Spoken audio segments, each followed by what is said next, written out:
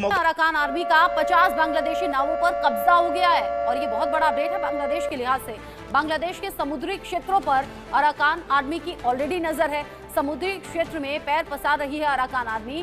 बांग्लादेश की 50 नावों को जब्त कर लिया है। बांग्लादेश की 50 नावों पर कब्जा कर लिया है अराकान आर्मी ने। पिछले कुछ दिन में अराकान आर्मी जिस तरीके से आगे बढ़ रही है, चैलेंज यहां पर म्यांमार की सेना के सामने भी है।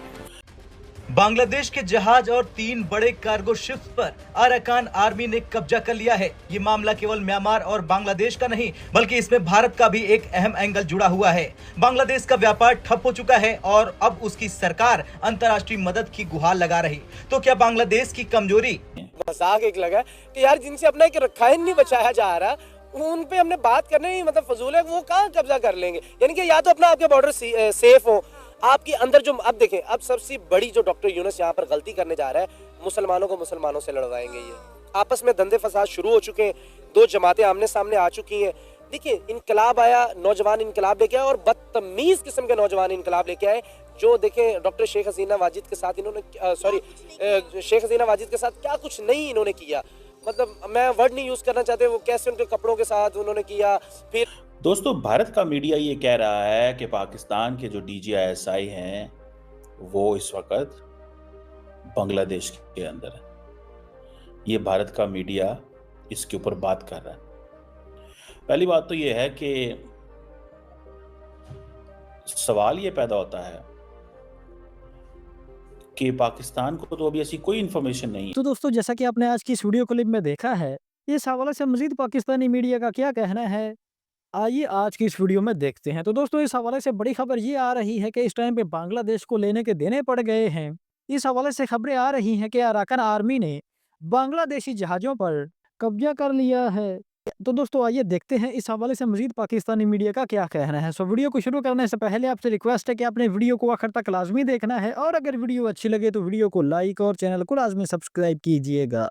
बांग्लादेश के जहाज और 3 बड़े कार्गो शिप्स पर अराकान आर्मी ने कब्जा कर लिया है। ये मामला केवल म्यांमार और बांग्लादेश का नहीं, बल्कि इसमें भारत का भी एक अहम एंगल जुड़ा हुआ है।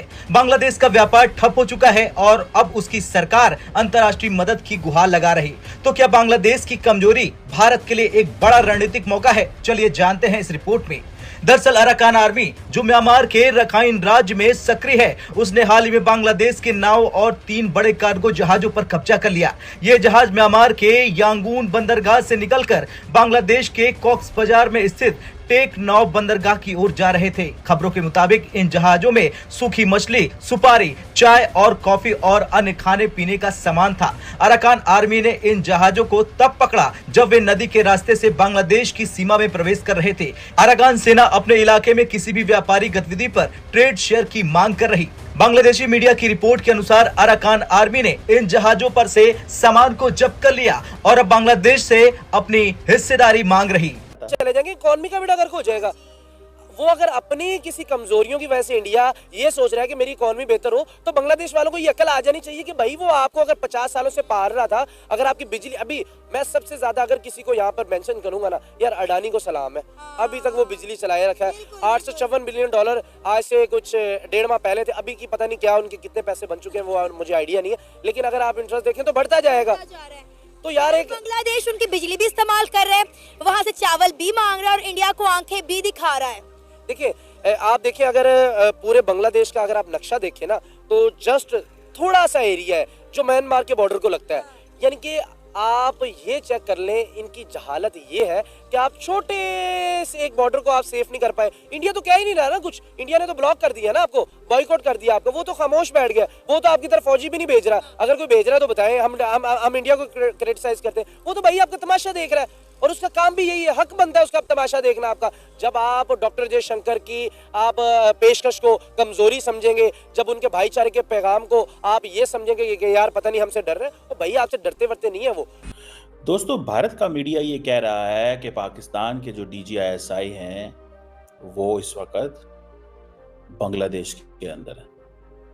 ये भारत का मीडिया इसके ऊपर बात कर रहा है। पहली बात तो ये है कि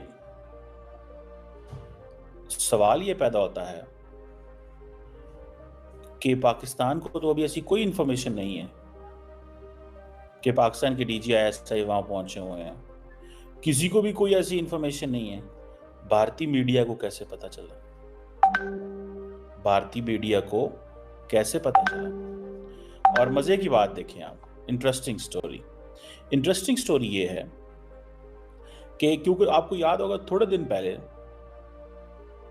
पहले लेफ्टिनेंट जनरल कमरुल हसन, जो कि प्रिंसिपल स्टाफ ऑफिसर हैं आर्म्ड फोर्सेस जो डिवीजन है बांग्लादेशी उसके, और सेकंड इन कमांड है बांग्लादेश आर्मी के, वो इस्लामाबाद आए थे और उन्होंने पाकिस्तान के आर्मी चीफ से मुलाकात की, पाकिस्तान के चेयरमैन जॉइंट चीफ से मुलाकात की, और आप समझ लें कि जितने भी आई थिंक एयर चीफ से भी मुलाकात की, नेवल चीफ से भी बात की, सबसे मुलाकातें हुई।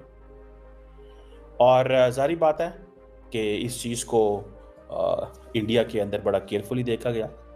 इंडिया के अंदर ये इसको ऐसे केयरफुली देखा गया जिस तरह विक्रम मिश्री के दौरे को दुबई में देखा गया, जहां पे सऊदी अरब, जहां पे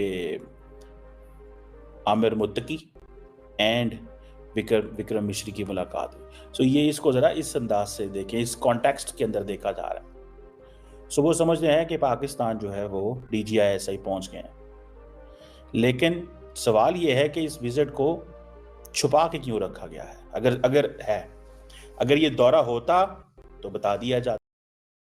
तो दोस्तों जैसा कि इस हवाले से खबरें आ रही हैं कि पाकिस्तान के जो ISI के चीफ हैं वो इस टाइम पे बांग्लादेश में बैठे हैं, और इस हवाले से खबरें आ रही हैं कि उनका बांग्लादेश में बैठने के हवाले से पाकिस्तानी मीडिया इस हवाले से ये बातें कर रहा है कि हम इस तरह से बांग्लादेश के साथ जो पाकिस्तान के जो रिलेशंस हैं उनको मजबूत कर रहे हैं। जैसा कि दोस्तों आपको पता ही होगा कि इससे पहले जब शेख हसीना की सरकार थी बांग्लादेश में, तो उस टाइम पे पाकिस्तान और बांग्लादेश के जो रिलेशंस थे, जो संबंधन थे, वो कोई अच्छे नहीं थे। तो अब जैसे ही बांग्लादेश में तख्ता पलट हुआ है, बांग्लादेश में मोहम्मद यूनुस की सरकार आई है, तो उसी टाइम से पाकिस्तान और जो बांग्लादेश के संबंधन हैं, जो रिलेशंस हैं, वो काफ़ी बेहतर हो गए हैं। तो दोस्तों इस हवाले से आपकी क्या राय है? अपनी कीमती राय से कमेंट सेक्शन में लाज़मी आगाह कीजिएगा। तो हाज़िर होते हैं एक नई वीडियो लेकर।